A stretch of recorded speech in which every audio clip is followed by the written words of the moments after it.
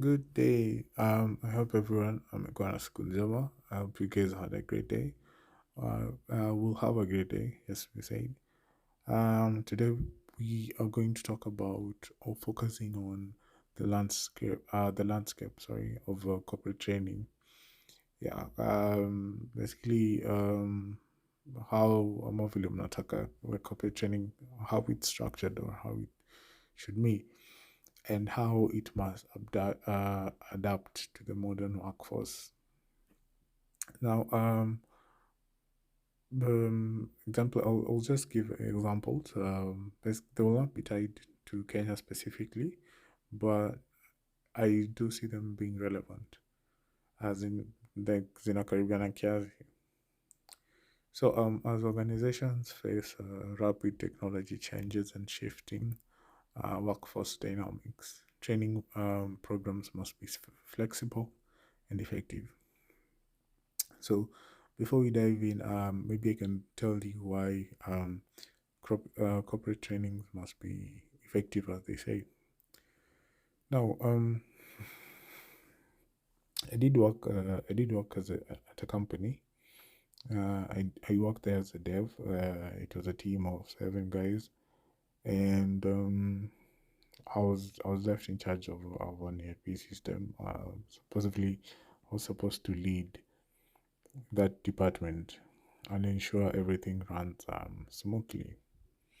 So that during my first time, I remember it was a framework that I wasn't quite familiar with it, uh, and it was a huge platform. So getting to getting to understand the code base was quite of a bit of a challenge, and it happened at the worst timing ever.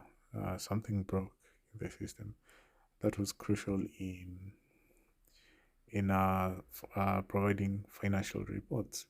So the financial guys couldn't get the report that they wanted. It was showing invalid data. So the data was corrupted, to make short. And it was a new framework. I was in 12 hours. And I remember I did panic. I tried fixing something that I didn't even understand what the problem was. It was a bit immature in terms of the nature. And what I was ending up doing is running to my supervisor, filling me in, and just acquiring and asking for assistance. So in that setting, we did have like trainings. You know, when you talk about corporate trainings being flexible, in the sense that when you have a new employee or you have a new platform, or you want to hand over an existing platform to a new engineer or dev, there should be a system in place that will take them through the training and for them to understand basically the in and the outs. I remember the funny thing is, I was told I was only even to document or create a documentation of the system, and I found it quite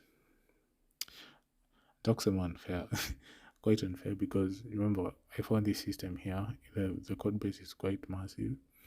Creating a documentation will also be quite difficult because there are some aspects that I myself do not understand. Yeah, so there's always a need for continuous learning, and that is very crucial, especially in a career such as mine in the field of technology, because everything changes. The new frameworks day by day, the new solutions, the new problems. So it's a really steep learning curve. Also, just as much as in any position in corporate, because when you look at the pace of technological advancement, means that employers need to continually update their skills. Traditional training programs, which often involve long, infrequent sessions, are being replaced by dynamic, ongoing learning opportunities. Now, something similar is Instead of having a traditional type of training where someone comes up, or maybe in a board meeting and in a boardroom, and the screen comes up and they go slide by slide, it can be quite cumbersome, especially for most employees. Most of us, to Nigeria, will um, won't even be paying attention to the key or the core features of what is being presented. Now, you actually need a modular training program that will allow you to learn at your own pace. It will allow you to learn maybe you can decide to learn during your lunch breaks, or you can stay a bit later, or you can come a bit earlier for you to progress in your skills. And this will also help you integrating your new skills into your daily work routines. Remember, traditional training programs are fixed, and they actually collide with your work routines, because maybe you had an important task to submit, but then you still need to have this meeting. I remember I was being forced to have regular meetings with my supervisor from 4. It was from 4 to 5, and I do remember I had there's the whole week I had a lot of work I needed to clear through my backlog list, because on Monday we did have we normally had meetings discussing of what we have achieved and where we are in our current tasks. So I'd find it difficult because they were quite unavoidant. I couldn't avoid them, and they would take up so much time than the agreed time that we did discuss. I remember there was a time where he was taking me through training, and we discovered a critical error, and we took the entire time actually fixing that error, not even training. And then when you look at going back to the workplace, going back home in the evening, we used to arrive home at 8:30 to 9. Once you've eaten, it's 10. Then you need to wake up early, so you didn't have even enough time to do it at home.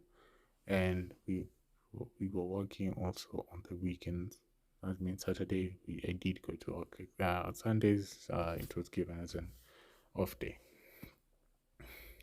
So one of the key factors that I like to bring in is employers prefer personalized learning paths or patterns.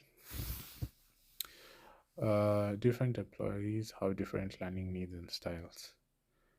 We need to have a training program that are designed to accommodate these differences by using adaptive learning technologies that tailor content to the individual needs. This approach ensures that training is relevant and impactful to each participant. The role of technology in training can never be overstated. We do have virtual classrooms, online courses, interactive simulations. These are becoming the standard components for corporate trainings. These tools also provide flexibility and they make learning accessible from anywhere. They make it accessible for remote workers or from workers in a different branch to access the same level of content as workers at the main branch does have, so that it will be also fair in all employees receive the high quality course or information that they need for them to understand the product or what they're working on. Now, soft skill training is gaining prominence. While technical skills are crucial, skills such as communication, leadership, and problem solving are essential for career development. These are very essential when you encompass or when you enroll for a training program. You need these are the skill. These are type of the skill that need to be incorporated, and we also need to understand how we can measure training effectiveness.